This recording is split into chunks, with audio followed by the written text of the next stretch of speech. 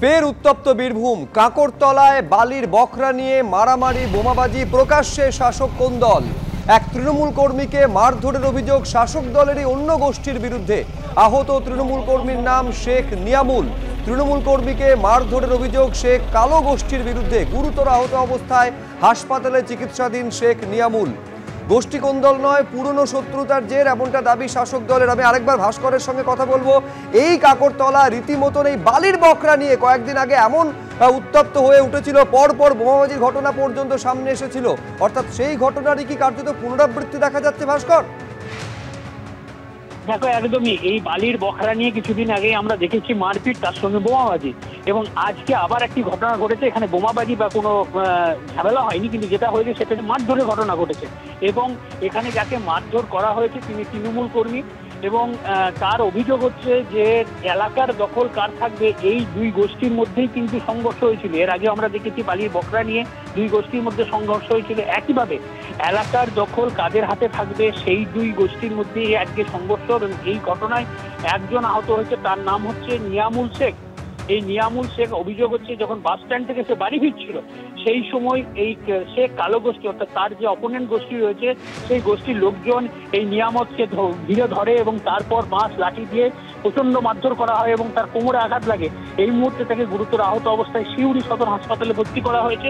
এবং এই নিয়ামতের পরিবারের অভিযোগ হচ্ছে যে কালো শেখের লোকজন, অর্থাৎ তার যে অপোনেন্ট গোষ্ঠী কালো শেখের লোকজনই তাকে মারধর করেছে, এবং এই এলাকার দখল নিয়ে এই মারধর বলে জানা যাচ্ছে। ধন্যবাদ ভাস্কর।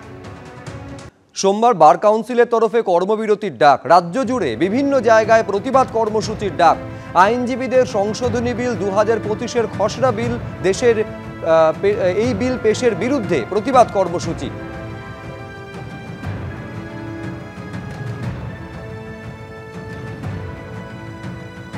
পার্টিতে সবাই নেতা হতে চাইছেন, কিন্তু শাখা স্তরে কাজ করার মানসিকতা নেই। জোনাল কমিটি, জেলা কমিটি নেতা হওয়ার জন্য মারপিট করছে, অথচ শাখা কমিটির সম্পাদক হতে তীব্র অনীহা। সিপিএমের রাজ্য সম্মেলন শুরু হওয়ার আগে এমনই মন্তব্য করা হয়েছে সম্পাদকীয় প্রতিবেদনের সূত্রে খবর।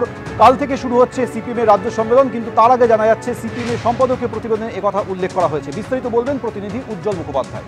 উজ্জ্বল, দেখো, কালকে থেকে সিপিএম এর রাজ্য সম্মেলন শুরু হচ্ছে এবং 25 তারিখ পর্যন্ত চলবে।